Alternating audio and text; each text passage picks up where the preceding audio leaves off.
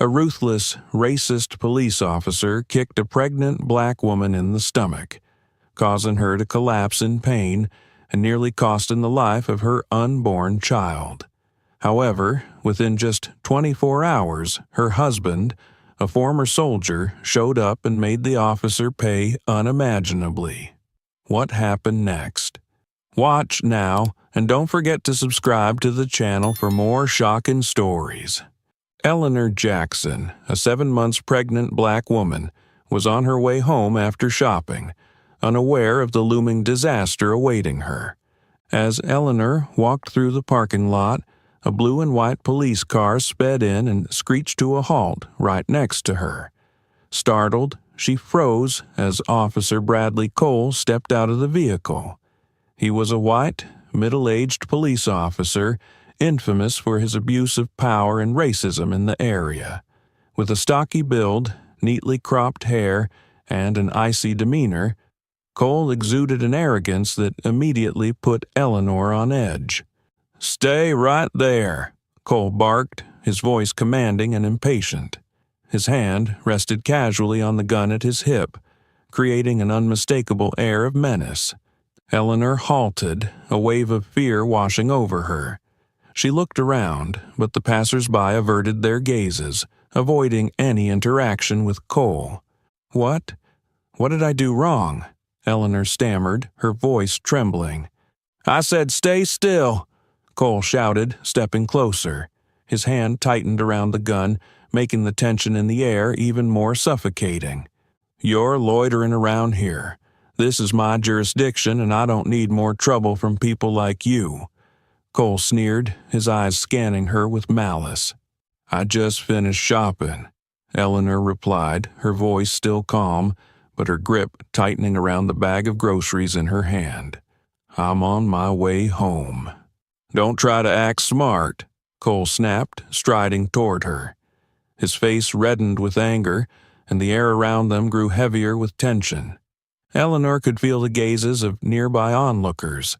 Some had started to take out their phones, attempting to record what was happening. But this only seemed to enrage Cole further. "I said stay still," Cole shouted again, advancing toward Eleanor. Her heart pounded in her chest, and the baby in her womb seemed to respond to the stress, kicking more forcefully than usual. The peaceful day Eleanor had envisioned was shattered. Little did she know, this moment would change her life forever. Eleanor clutched her shopping bag tightly, her eyes striving to remain composed as she faced Officer Bradley Cole's icy stare. Her heart raced, not just out of concern for herself, but for the child growing inside her. The tense atmosphere blanketed the parking lot, and she knew any wrong move could lead to unimaginable consequences. "What are you doing here?" Cole asked, his voice heavy with authority, his eyes scrutinizing her as though searching for a reason to accuse her. "I've already told you," Eleanor replied, trying to keep her voice steady. "I just finished shopping and am on my way home." But her answer seemed insufficient to pacify Cole. He frowned, taking another step toward her. "Don't play games. Loitering. I don't need more troublemakers in this area." Eleanor stepped back slightly, feeling the injustice in every word he uttered. "I'm not causing trouble. I'm just—" "Shut up!" Cole roared, his anger breaking through all restraint. "You have no right to talk back to me. I'm the police, and I don't want to hear any excuses from you." Cole's rage wasn't born merely from the present moment. He was a man accustomed to control, someone who felt threatened by anyone daring to stand up against his authority. He had faced numerous complaints about his abuse of power, but thanks to the protection of his superiors, he always escaped punishment. Now, Eleanor had become his next target. Not because she had done anything wrong, but because she represented everything he despised: resilience and calmness in the face of unjust authority. When Eleanor tried to speak up again, Cole could no longer contain his fury. He stormed forward and shoved her hard on the shoulder. "I said stand still." Eleanor staggered, instinctively clutching her belly. "I'm pregnant," she cried out, her voice trembling with fear. "What do you think about this act of brutality? Can someone entrusted with power to protect truly have the right to wield it against the innocent?" But her warning seemed only to fuel Cole's anger. "Don't think I'll go easy on you because of that," he shouted, and in a burst of unrestrained cruelty, he kicked her hard in the stomach. Eleanor let out a cry of pain and collapsed to the ground. Her bag spilled its contents, apples rolling across the parking lot. She curled up, clutching her stomach, fear and agony blending into sobs that echoed in the cold air. For a moment, the crowd froze in shock before the atmosphere exploded. Eleanor's scream had drawn everyone's attention. Some hurriedly pulled out their phones to record the horrifying scene. A woman shouted, "What is he doing? She's pregnant!" Instead of stopping, Cole merely glanced around with a defiant expression, as if daring anyone to challenge his authority. But this time, he was wrong. Cole had once been a young officer full of enthusiasm, but over time, corruption and a toxic environment had turned him into an abuser of power, convinced that authority was his sole tool of control. His misconduct had grown increasingly severe, but he always evaded accountability thanks to his tight connections with higher-ups. The video of Cole's actions spread quickly across social media. The image of Eleanor curled up on the ground, her trembling hands protecting her belly, and Cole's aggressive shouting went viral in no time. Hashtags like "Mosh Justice for Eleanor" and "Yash Stop Police Violence" began trending, drawing the attention of thousands within hours. Technology has brought the truth to light. Do you think we can truly harness the power of social media to bring about justice in society? At the parking lot, the sound of ambulance sirens pierced the air. Eleanor was taken away in pain, but she was not alone. Witnesses didn't just record the incident, they started speaking out, determined to defend the woman who had been attacked unjustly. They didn't realize their actions were only the beginning of a wave of outrage that would shake the city of New Orleans.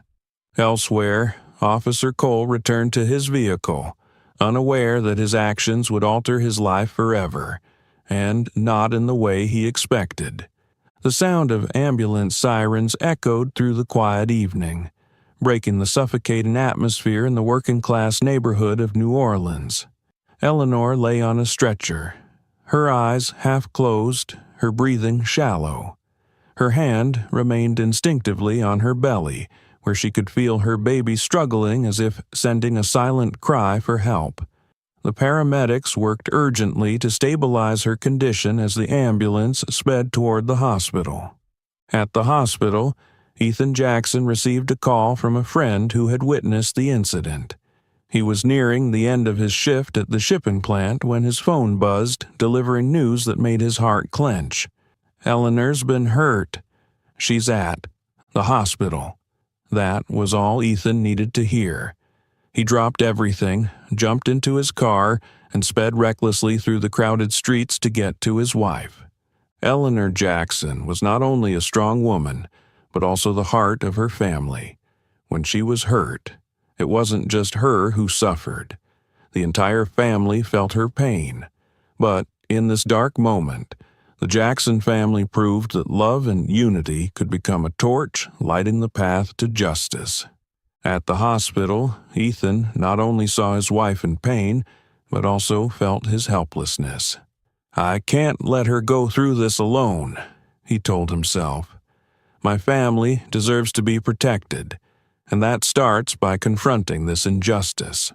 When Ethan entered the emergency room, he nearly collapsed at the sight of Eleanor lying on the hospital bed, her face pale and her body visibly weak. The medical equipment surrounding her monitored her faint heartbeat and breathing, signs that her life was hanging by a thread but still holding on. "Eleanor," he called softly, his voice trembling. He stepped closer, knelt by her bed and took her hand in his. Her eyes fluttered open, and when she saw him, tears rolled down her pallid cheeks. "Ethan," she whispered, her voice weak and laden with pain. He kicked me." Ethan gripped her hand tightly, feeling a surge of anger rise within him, though he struggled to keep it in check. He knew now was not the time to give in to his emotions. "You and the baby will be okay," he said, trying to keep his voice calm even as his insides burned. "I won't let this slide." Meanwhile, at the police station, Officer Bradley Cole sat nonchalantly in his office. He showed no sign of worry, even mocking the viral videos circulating online. "Do these people think they can take me down?" he scoffed to a colleague, a smirk spreading across his cold face. Cole was no stranger to acts of violence. He'd faced numerous complaints in the past for excessive force and racial discrimination during patrols. However, thanks to his close ties with superiors and an underground network of protection within the department, those accusations had never seen the light of day. To him, Eleanor was just another name in a long list of people who had suffered injustice at his hands. At the hospital, Ethan was overwhelmed with grief, but also felt an immense sense of responsibility. He knew Eleanor wasn't just enduring this for herself, but also their unborn child. Now, the lives of both mother and child were at risk because of the senseless brutality of a man drunk on power. Ethan sat by Eleanor's bedside, his hand gripping hers tightly. She was asleep, but he could tell she wasn't at peace. Looking at her pale face, Ethan vowed silently, "No one has the right to do this to my family." He couldn't sit idly any longer. His past as a Special Forces soldier had taught him how to face danger head-on, but this time he was fighting for something far more important: Eleanor and their child. The very next morning, Ethan took action. He reached out to old friends from the military, many of whom were now lawyers, journalists, and human rights activists. He sent them the videos of Cole's assault, asking them to spread the story and ensure that Eleanor's ordeal would not be forgotten. Ethan quickly uncovered a trail of misconduct by Cole, ranging from abuse of power to evidence tampering, all shielded by a corrupt system. He resolved to bring these wrongdoings to light, not just to protect Eleanor, but to confront the oppressive power structure head-on. In the dim light of the hospital room, Ethan sat pensively beside Eleanor's bed, his gaze fixed on his wife as she rested in exhausted sleep. His hands were clenched tightly, as if trying to hold on to every ounce of strength to keep from breaking down. But deep inside him, a fire was smoldering, a fire of determination. Ethan Jackson was no ordinary man. Before settling into a modest life with his labor-intensive job, he had been an officer in the U.S. Special Forces. With years of experience in conflict zones, he was not only trained in combat, but also an expert in intelligence gathering, data analysis, and tactical planning. Those years had forged Ethan into a man not only strong in body, but sharp in mind. He had led complex missions, investigated criminal networks, and fought against forces much larger than himself. But after his military service, he chose to leave that life behind to start anew with Eleanor, a peaceful life without guns or endless battles. However, Officer Bradley Cole's brutal kick didn't just strike Eleanor, it awakened Ethan's dormant instincts.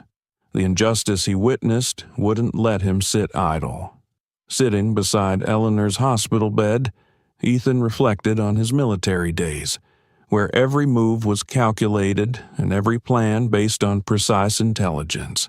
He knew that to take on a system as powerful as the police force, he needed more than anger. He needed a clear strategy, indisputable evidence, and support from influential allies. Ethan opened an old backpack, a relic from his time in the military, where he still kept notes from his service days. The analytical skills he once used to dismantle criminal organizations would now be employed to expose the corrupt system protecting Cole. In the days that followed, Ethan began compiling a detailed dossier on Officer Bradley Cole. From public records, he discovered that Cole had been the subject of at least 7 complaints for abuse of power, all of which had been dismissed on the grounds of insufficient evidence. One detail caught Ethan's attention. The complaints had all been handled swiftly and quietly. It seemed that someone was shielding Cole. Ethan wasn't surprised. People like Cole rarely acted alone. They relied on the system to cover for them and reinforce their positions of power. Ethan also reached out to witnesses from the neighborhood, those who had been harassed by Cole. He listened to their stories. An elderly man beaten for refusing to show identification, a young woman publicly humiliated because of her skin color. These accounts were not just evidence, but fuel for Ethan's resolve. Ethan decided that this fight couldn't stop at Cole. He would expose the entire system that enabled Cole's abuses. His plan consisted of 3 phases. 1. Amplify media pressure. Ethan reached out to friends in journalism and human rights activism to ensure Eleanor's story wouldn't fade away. He knew the power of public outrage could force hidden actors to come into the light. 2. Gather unassailable evidence. He sought out video footage, witness, testimonies, and any documents tied to Cole's misconduct. Ethan even used old military contacts to access data that ordinary citizens couldn't reach. 3. Build a strong alliance. Ethan sought support from lawyers, nonprofit organizations, and even ethical police officers. He understood that changing the system required cooperation, both from within and outside. Eleanor remained in her hospital bed, slowly recovering from her injuries. She didn't know that her husband had already launched a quiet but fierce campaign. Ethan didn't share his plans with her, but the look in his eyes when he gazed at her said it all. "Eleanor," he whispered, "I've faced stronger, more ruthless enemies before, but this time I'm not fighting for me. I'm fighting for you and our baby, and I swear I won't let anyone, not even this system, hurt our family again." Those words were not just a promise. They were a declaration of war. Ethan was ready, and he knew this fight wouldn't be easy. But he also knew that once he began, nothing could stop him from seeking justice. Ethan Jackson wasted no time. Just days after starting his investigation, he'd gathered a substantial amount of evidence, witness testimonies, and support from his old military comrades and legal professionals. Armed with a well-prepared plan, he decided to bring Eleanor's story to light, not just to seek justice for his wife, but to expose the truth about a deeply unjust system. The press conference was held in a small square in downtown New Orleans, a site known for hosting historic protests. Ethan chose this location not only for its symbolism, but also for its accessibility to the local community. Dozens of journalists from major newspapers and independent media outlets attended, ready to listen. Ethan stepped onto the podium, dressed in a simple suit, but his eyes radiated determination. Beside him stood a group of civil rights activists, including prominent lawyers and community leaders. Behind them were supporters holding signs with slogans like "Justice for Eleanor" and "Stop Police Violence." "Thank you all for being here today," Ethan began, his voice deep but clear as it carried through the microphone. "The story I'm about to share is not just about my wife, Eleanor, who was brutally attacked by a police officer. It's a story about the injustice that so many in this community have silently endured." He paused, his eyes scanning the crowd. "Eleanor's case is not the first. but I am determined to make sure it will be the last." Ethan presented the evidence, including videos of Officer Bradley Cole's actions, eyewitness accounts, and records of Cole's past misconduct. He also announced plans to file a lawsuit not only against Cole, but also against the police department that had enabled his abuse of power for years.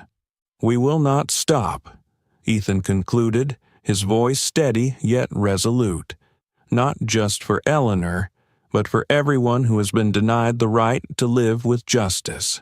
Immediately after the press conference, videos of Ethan's speech and the evidence he presented went viral on social media.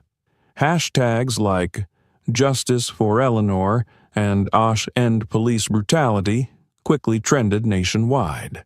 Outrage erupted not only in New Orleans but across the country, with thousands sharing Eleanor's story and demanding action. The movement drew attention from both social activists and ordinary citizens in the Jacksons' neighborhood. A group of their neighbors organized a public prayer vigil outside the hospital where Eleanor was recovering. Others began donating food, covering medical expenses, and even helping Ethan manage daily tasks. "We won't just stand by. We will fight alongside Ethan and Eleanor," said Clara, an elderly neighbor, in an interview with reporters. Local artists also joined the cause. A mural depicting Eleanor was completed in downtown New Orleans, bearing the words, "Justice for Eleanor." These acts of solidarity not only empowered the Jackson family but also turned the movement into a symbol of community unity. Protests erupted across New Orleans. In every corner of the city, people gathered, holding banners and chanting slogans demanding justice. From young mothers and social activists to high school students, everyone stood together, forming an unprecedented movement of solidarity. Many public figures, including artists, politicians, and journalists, voiced their support for the Jackson family. An article in the New York Times called the movement "a spark for change," while major news outlets broadcast the story nationwide. At the police department, Officer Bradley Cole sat in his office, his cold eyes fixed on the television replaying Ethan's press conference. His signature smirk was gone, replaced by visible tension. Cole knew the situation was spiraling out of control. "It's just a small matter," he told a close colleague, his voice betraying his frustration. "These people are blowing it out of proportion. They'll forget soon enough." But even Cole realized that this time was different. The media and public pressure were immense. His superiors had started to distance themselves, refusing to offer public support and leaving him to fend for himself. Deep down, Cole began to feel afraid, not of his actions but of the crumbling system he relied on for protection. If Ethan Jackson dug deeper, darker secrets within the police department could come to light. Eleanor remained in the hospital, her health slowly improving each day. Videos of the protests played on the TV in her room, filling her with a renewed sense of hope. Ethan often sat by her bed, recounting the growing support. "You're not fighting alone," he said, his voice filled with pride. "This whole city is standing up for you." Eleanor, watching the videos of the protests and the community's support, couldn't help but think about what she needed to do to protect her family and others like her. "Ethan," she said softly as her husband entered the room, "I want to be involved." Ethan looked at her with surprise. "Eleanor, you need to rest. This has been hard enough already." "No," she replied, her eyes shining with determination. "This isn't just about me. I can't sit here and wait. I want people to know that what happened to me can happen to anyone, and we need to stand up and fight." Eleanor began reaching out to human rights organizations that Ethan had connected with, contributing her story and helping plan meetings with the press. She also proposed organizing a gathering at the hospital, where she would make her first public appearance since the attack to inspire others. "We need to speak out," she said at the event, her voice filled with emotion. "Silence is no longer an option. Today, I stand here not just for myself, but for everyone who hasn't had the chance to be heard." Eleanor's words quickly became a rallying cry for the justice movement, drawing even more public attention. The movement didn't stop at protests. A support fund was established, raising money for victims of police violence and covering legal expenses for the Jackson family. Neighbors in Eleanor's community organized meetings to share their stories and encourage each other to stand up against injustice. The wave of outrage became more than a fight for one individual. It turned into a symbol of a larger struggle. Ethan, with his steadfast leadership, became the face of the movement. But deep in his heart, the fight was always for Eleanor and their unborn child, the two lives he had sworn to protect at all costs. As the support continued to grow, Ethan knew he was not just fighting for his family, but for thousands of others, people who had been forgotten in the shadows of an unjust system. He reminded himself that this battle had only begun, and this time he would not stop until justice was served. The wave of outrage began to infiltrate every corner, including the police department where Officer Bradley Cole worked. Videos exposing his violent actions were shared, widely accompanied by detailed records of previous complaints against him. Cole's name now appeared not only in local papers, but also in national media, becoming a symbol of abuse of power and injustice. However, Cole, with his characteristic arrogance, continued to deny any wrongdoing. To him, this was just another passing storm, a public outcry he had grown accustomed to, weathering over the years, thanks to the system's protection. Cole entered the meeting room, trying to maintain his smug demeanor despite the mounting pressure. He knew he was losing support and had to find a way to protect his position. Yet, even his old allies began to distance themselves. Anonymous articles and online posts emerged, attempting to discredit Ethan.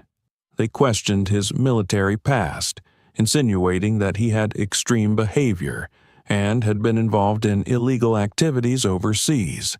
Some even claimed, without evidence, that Eleanor had provoked Cole before the attack. "We need to make them look like the troublemakers," a colleague of Cole's said during a closed-door meeting. "If we shift the focus, the public will lose interest in what happened to Eleanor." Cole didn't stop at media manipulation.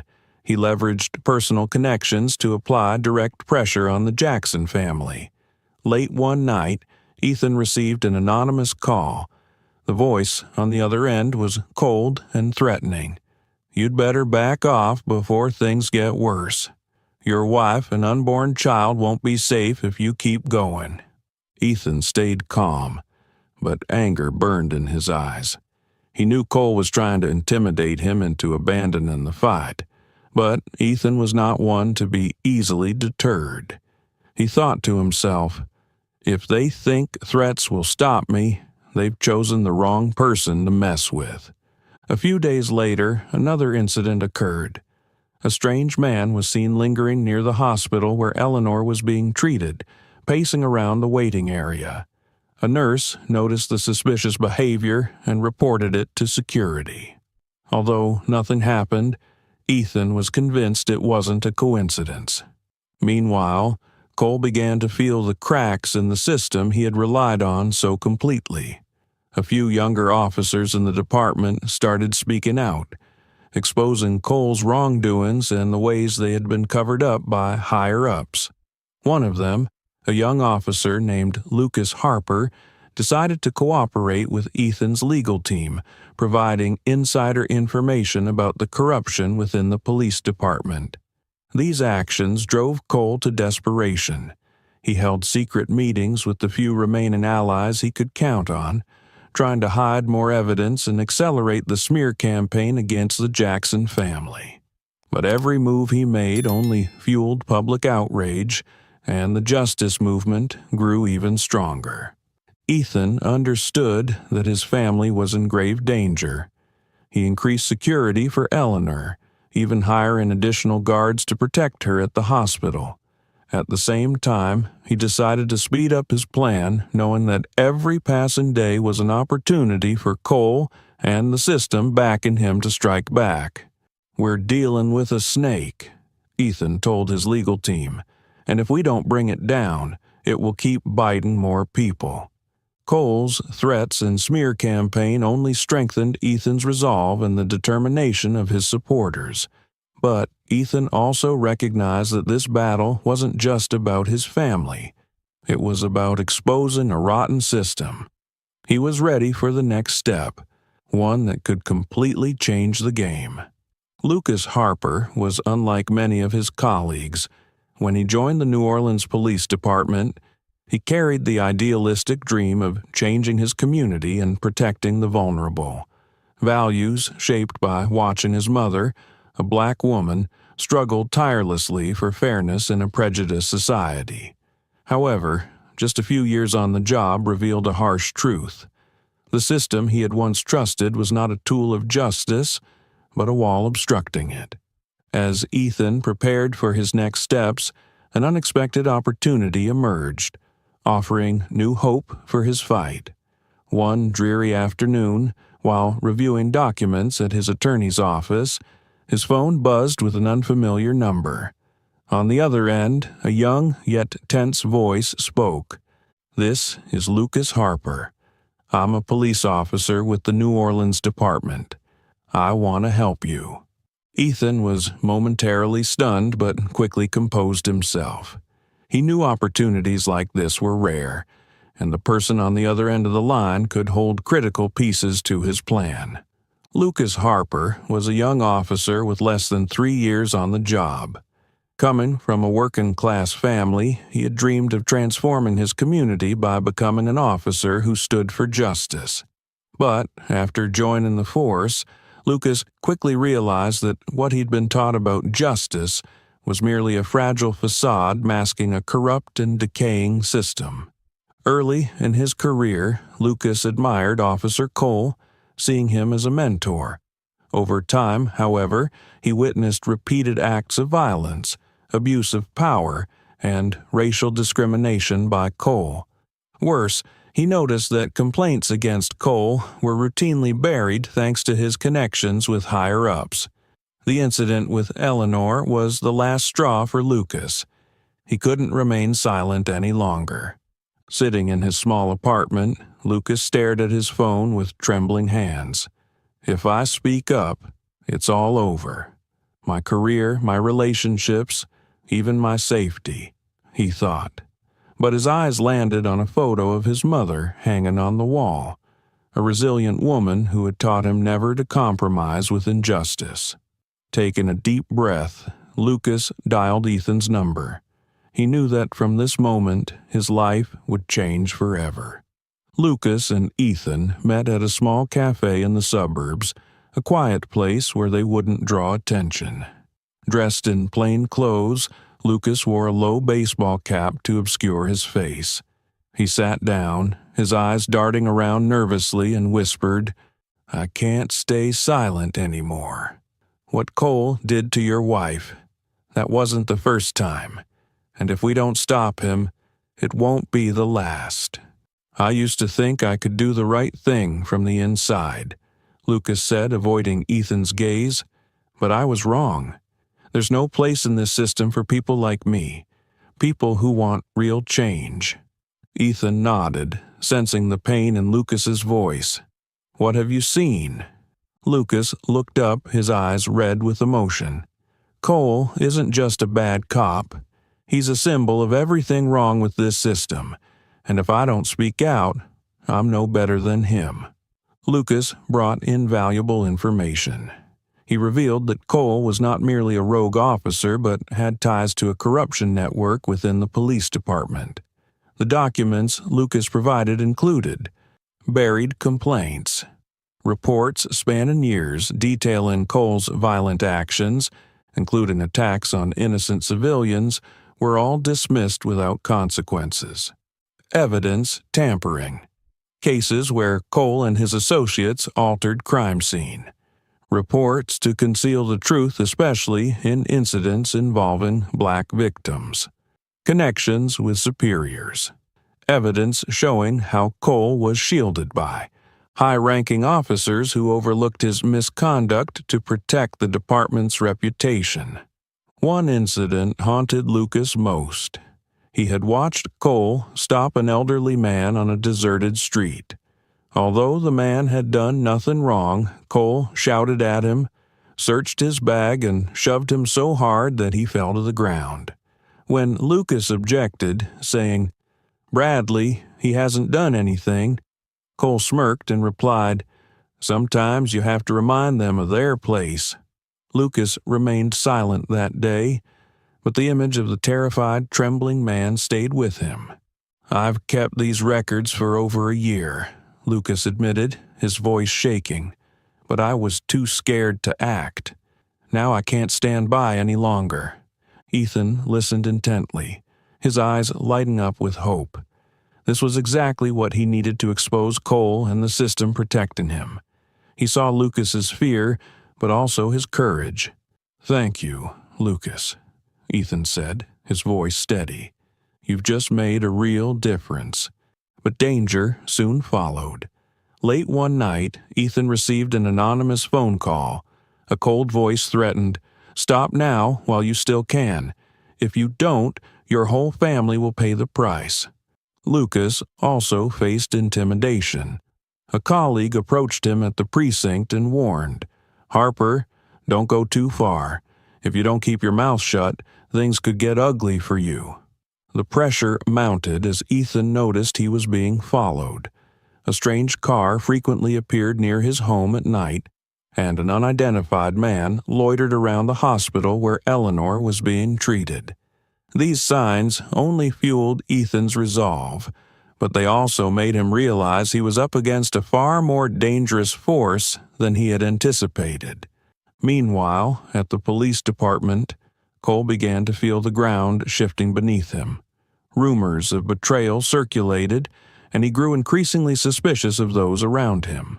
Desperate to maintain control, Cole pushed his superiors to ramp up countermeasures, unaware that the documents Lucas had provided were a ticking time bomb, ready to detonate at any moment. One evening, sitting alone in his office, Cole lit a cigar, his eyes staring into the distance. He thought back to the early days of his career when he was considered a rising star in the department. Now, that glow had faded, eclipsed by greed and arrogance, but instead of regret, Cole only felt anger. "If they want to fight," he muttered, "I won't make it easy for them." With Lucas's help, Ethan and his team began constructing a formidable legal case targeting not just Cole, but the entire system that had shielded him. The information Lucas provided laid bare a vast corruption network, and Ethan knew this was no longer just about justice for Eleanor. It was a chance to overhaul the entire system. "You did the right thing, Lucas," Ethan said during a later meeting, "and now there's no turning back." The fight had entered a new phase, and this time Ethan wasn't alone. With Lucas and the inside information he brought, Ethan realized he could accomplish what once seemed impossible, bringing down the power structure that had protected people like Cole for years. Ethan devoted all his time to the fight against Officer Cole, but as he delved deeper into the plan, Eleanor felt that she and their unborn child were being pushed to the sidelines. Ethan sat by her hospital bed, his eyes glued to his laptop as he pored over documents provided by Lucas Harper. He made non-stop phone calls discussing strategies with lawyers and journalists, barely pausing for a moment. "Ethan," Eleanor spoke gently, though her tone carried a hint of reproach, "how many hours have you slept this week?" Ethan looked up, his face weary. "I'm fine. Don't worry about me. What's important is that we keep up the momentum. We're too close to stop now." "But what about me? What about our baby?" Eleanor asked, her eyes glistening with tears. "Do you remember why we started this fight? To protect our family? But it feels like I'm losing you." Ethan remained silent. He knew Eleanor was right, but the determination and anger driving him wouldn't let him stop. "Eleanor," he said, softening his tone, "everything I'm doing is for you and the baby. But if I don't fight, who will?" Their argument was interrupted one evening when Eleanor suddenly felt a sharp pain in her abdomen. She clutched Ethan's hand, her eyes wide with fear. "Ethan, something's wrong." Ethan called for a doctor immediately. Nurses and doctors rushed to assess Eleanor's condition, leaving Ethan anxious and helpless as he watched his wife in pain. While waiting outside the operating room, Ethan realized that Eleanor needed him now more than ever. For the first time in weeks, Ethan prayed, not for his plan or justice, but simply for Eleanor and their baby to be safe. All he wanted at that moment was to see his wife smile again and hold their child in his arms. When the doctor finally came out, Ethan practically ran toward them. "How is she? How's our baby?" "Eleanor is stable, and the baby is safe," the doctor said, their voice calm but tired. "However, she needs complete rest. No more stress." Ethan exhaled in relief, the weight on his chest lifting slightly. Back in Eleanor's hospital room, he sat by her side, held her hand, and couldn't hold back his tears. This incident was a turning point for Ethan. It made him realize his responsibility to his family and helped him rediscover a balance between the fight against Cole and his role as a husband and father. He decided to put some of his plans on hold to focus on caring for Eleanor, coordinating with his legal team remotely instead. Ethan began reorganizing his time, ensuring that every step in the fight was purposeful and avoiding unnecessary pressure on himself. He also learned to delegate responsibilities to trusted allies like Lucas Harper and the lawyers on his team. Although she had to rest more, Eleanor continued to be Ethan's greatest source of motivation. She often reminded him that their efforts were not just for themselves, but also for others in the community who needed a voice to stand up against injustice. Eleanor's resilience inspired Ethan, but this time he fought not just with resolve but with love and gratitude for his family. The battle was far from over, but Ethan knew he had rediscovered the true purpose of his journey: to protect justice and the people he loved most. Eleanor's health scare had refocused Ethan's resolve, and now he was ready to take the fight to a decisive stage. Armed with the evidence provided by Lucas Harper and supported by his team of lawyers and civil rights activists, Ethan planned a direct confrontation with Officer Bradley Cole. Not on social media, not through the press, but right where Cole felt most secure, the police station. On a sunny morning, Ethan walked into the New Orleans Police Department carrying a thick folder of documents. Accompanying him was a group of lawyers and representatives from human rights organizations, all with stern expressions. Ethan had alerted the media beforehand, and outside the station a crowd had gathered, holding signs demanding justice for Eleanor. Cole sat in his office, hearing the commotion outside and watching Ethan's approach on the surveillance monitor. Anger surged through him, but he masked his unease with his usual cold arrogance. "He thinks he can take me down?" Cole muttered, stepping out of his office to confront Ethan. When the two men met in the hallway, the tension was palpable. Ethan stood tall, his gaze unwavering. Cole maintained his defiant demeanor, though the tension in his eyes betrayed him.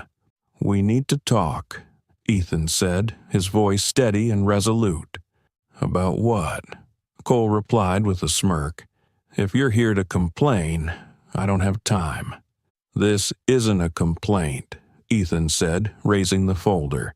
"This is evidence, not just of what you did to Eleanor, but of all the other abuses you've committed throughout your career.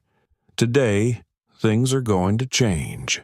Ethan and his team moved into a conference room where senior officers of the department had been summoned. There, Ethan presented a comprehensive case against Cole, including documents, witness testimonies, and videos provided by Lucas Harper. "These are reports detailing Officer Cole's violent and abusive behavior," one of the lawyers said, pointing to the screen displaying the evidence. "And here is proof that these reports were altered or suppressed by his colleagues."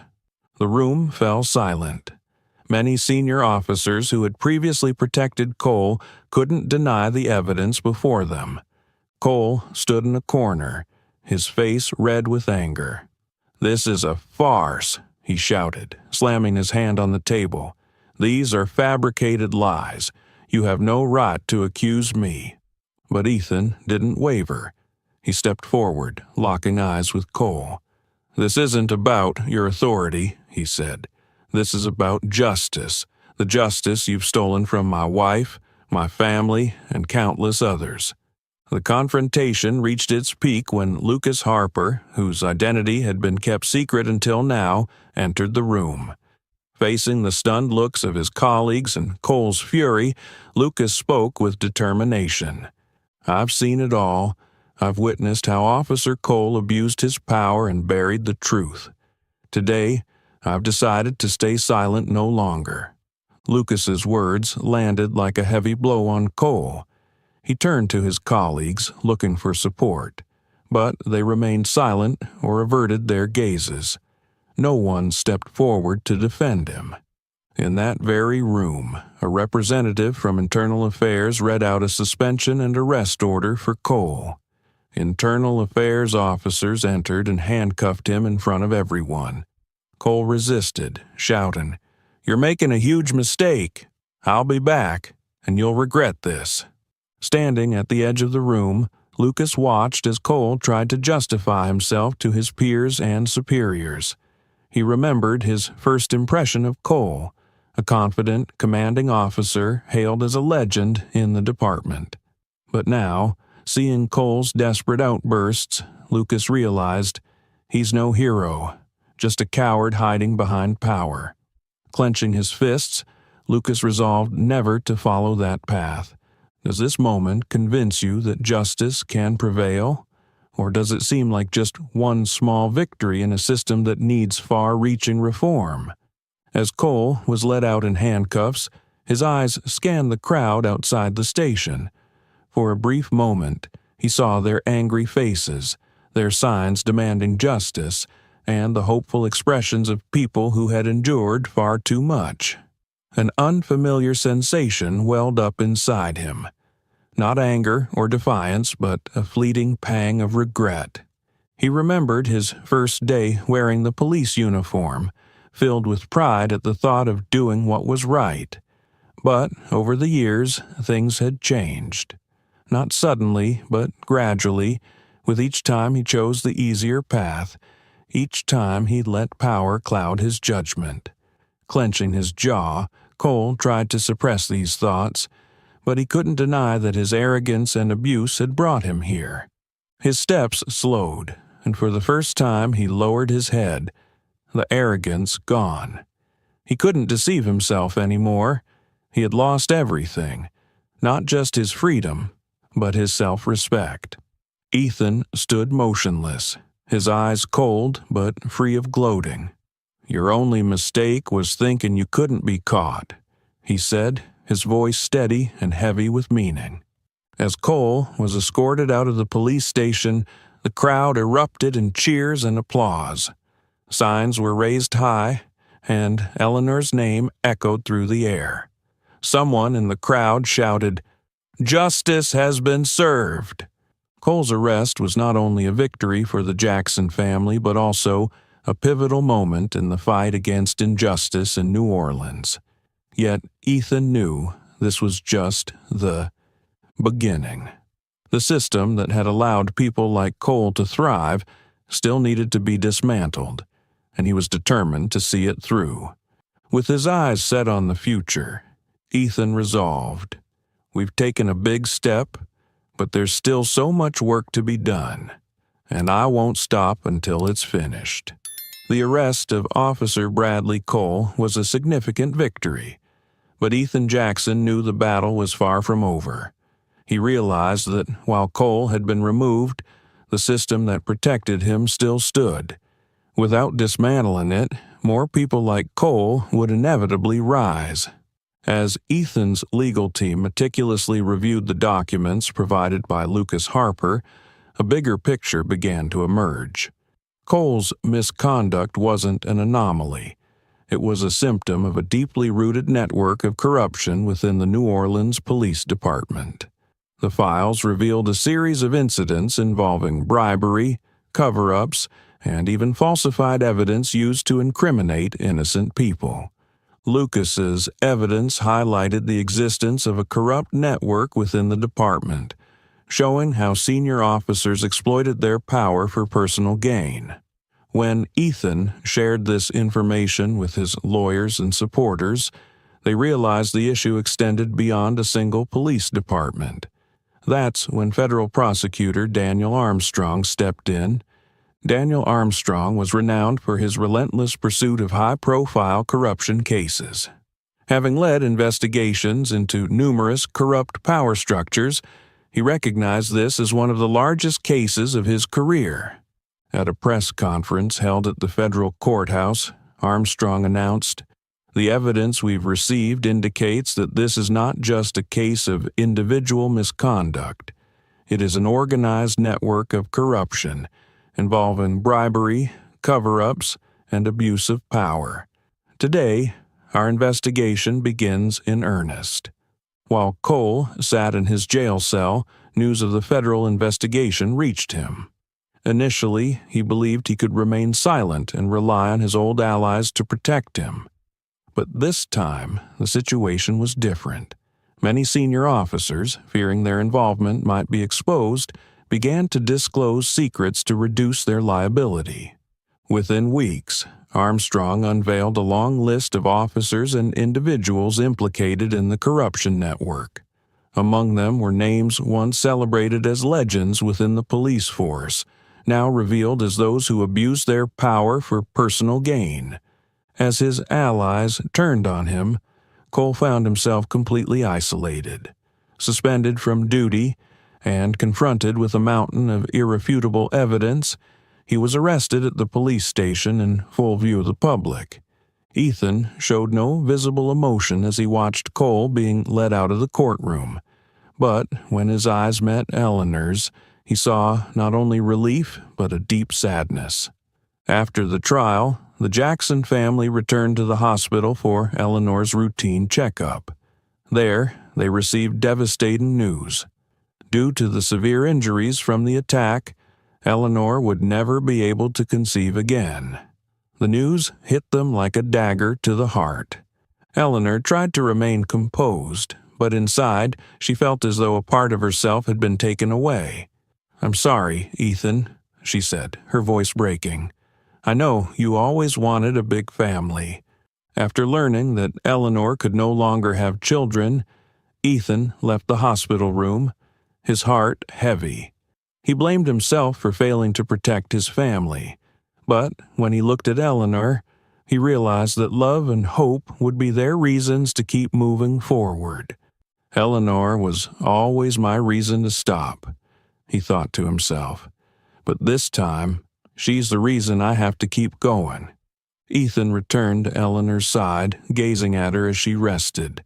He took her hand, leaned down, and whispered, "Eleanor, I promise you, I won't just fight for you, but for every family that has endured injustice like ours. We'll turn this pain into something meaningful." From that moment, Ethan no longer saw the fight as merely a mission. It became a sacred promise to his wife and family.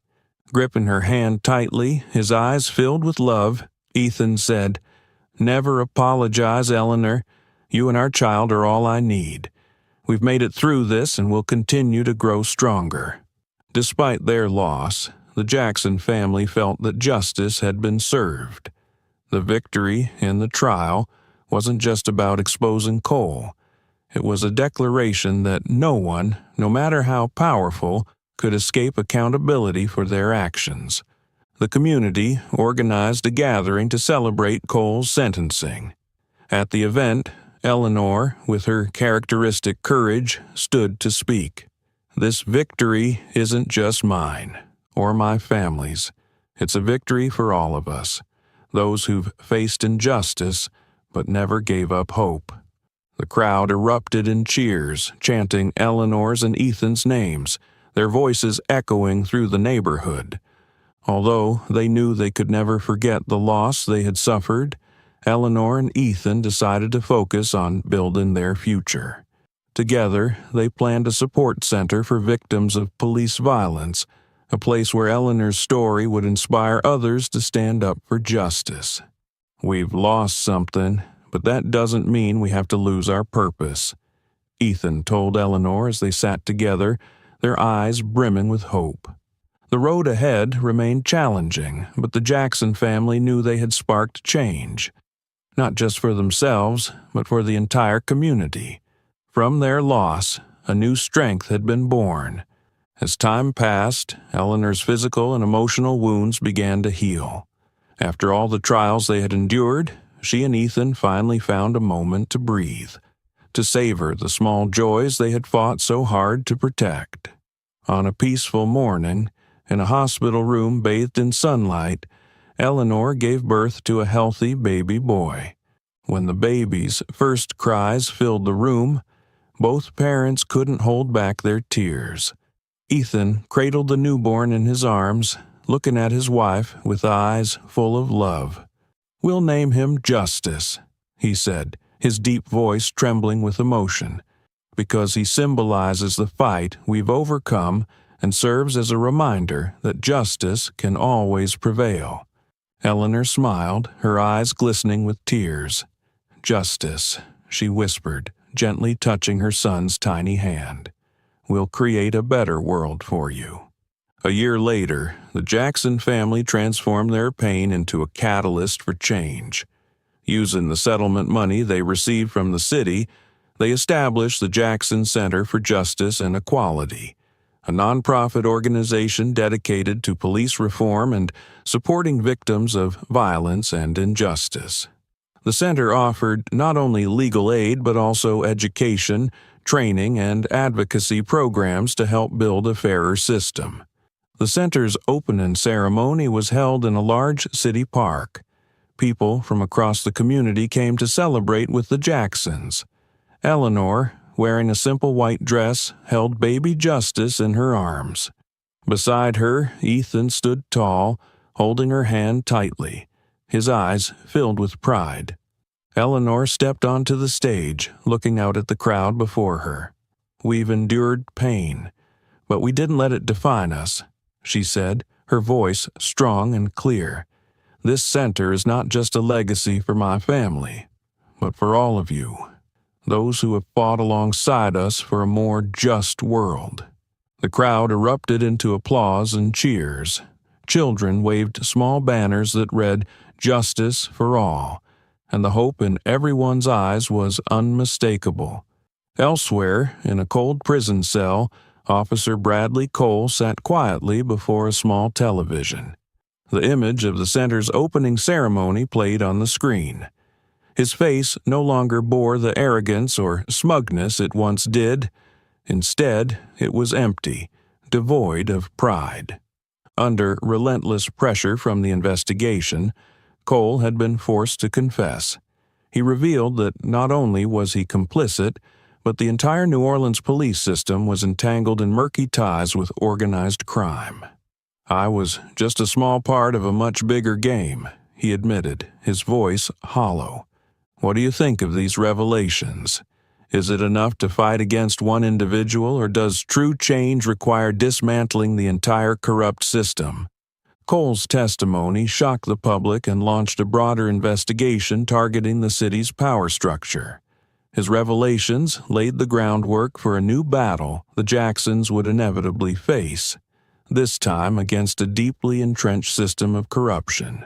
As Cole's eyes lingered on the faces of Eleanor and Ethan on the television screen, a flicker of regret crossed his mind.